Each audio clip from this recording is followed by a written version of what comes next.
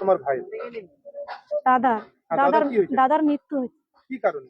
2002-এ voter তালিকায় নাম নাই বলে। কার কার নাম নেই 2002 সালে ভোটার তালিকায়? মায়ের, বাবার, দাদার, আমার বোনের, ছোট ভাইয়ের। কারো নাম নেই? না, আপনার? আমারও নাই। 2025 সালে এখন যে এসআইআর হয়েছে, হ্যাঁ, এই 2025 সালের লিস্টে নাম আছে? এটাই আছে, সেটাই নাই তো। তো আতঙ্ক কিসের? হ্যাঁ, আতঙ্ক এরকম মারা গেছে। কিসের জন্য মারা গেছে? কিসের আতঙ্ক?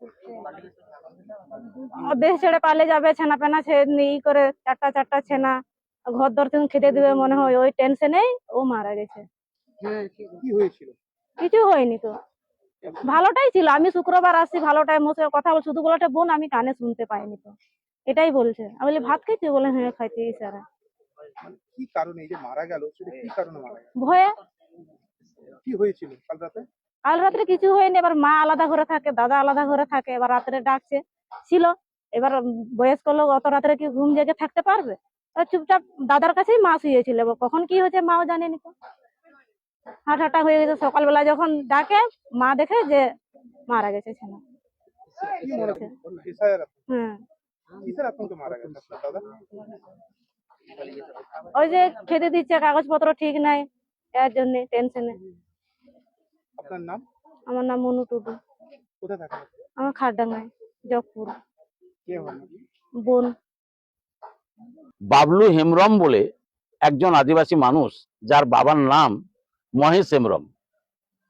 তারা এসআইআর সংক্রান্ত কারণে আতঙ্কগ্রস্ত হয়ে রাত্রিবেলা স্ট্রোক কিংবা হার্ট অ্যাটাকে মৃত্যুবরণ করেছেন। কয়েকদিন আগেও ছেলেটা ঘোরাফেরা করেছে, খেটেছে, মমতা ব্যানার্জির রেশনের চাল খেয়ে সুখে আছে, একটা ঘর বানিয়েছেন, কিন্তু তার 4টি ছেলে, স্ত্রী নেই।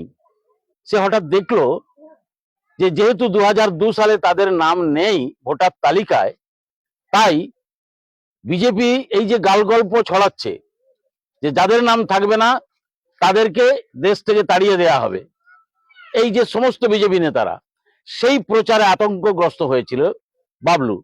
আমাদের ছেলেরা ওদেরকে সাহস দিয়েছে যে মমতা বন্দ্যোপাধ্যায় আছেন, অভিষেক বন্দ্যোপাধ্যায় আছেন, আপনার লিঙ্ক আমরা ঠিক খুঁজে বের করব, আপনাকে আমরা যাবো, ওর সবকিছুই আছে, ওটা করা যেত, এটা লিগ্যাল। 2002 সালের বহু আগে থেকে ও এখানকার বাসিন্দা।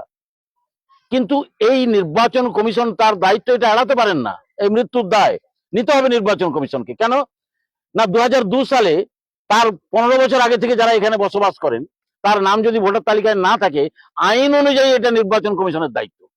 ভোটার তালিকা পলিটিক্যাল পার্টি করে না, করে নির্বাচন কমিশন, তার তত্ত্বাবধানে, তার সুপারভিশনে হয়। তাই কোন সাধারণ লিগ্যাল ভোটারের নাম না উঠলে তার দায় তার, কিন্তু সেই দায় তারা নিচ্ছেন না। তাই মমতা বন্দ্যোপাধ্যায় আজকে পথে নেমেছেন, অভিষেক বন্দ্যোপাধ্যায় আজকে মিটিং এর পর মিটিং করেছেন। তো বাবলুর মৃত্যুতে আমরা সত্যিই দুঃখিত। আমরা ছুটে এসেছি সবাই, এসে দেখো ওর 4টে ছেলে, অসহায় হয়ে গেল পরিবার। লোকটা খেটে খেত, লোকটা রোজগারে ছিল, তাহলে এখন কি হবে ওর পরিবারের? নির্বাচন কমিশন দেখবে, দায়িত্ব নেবে? নেবে না।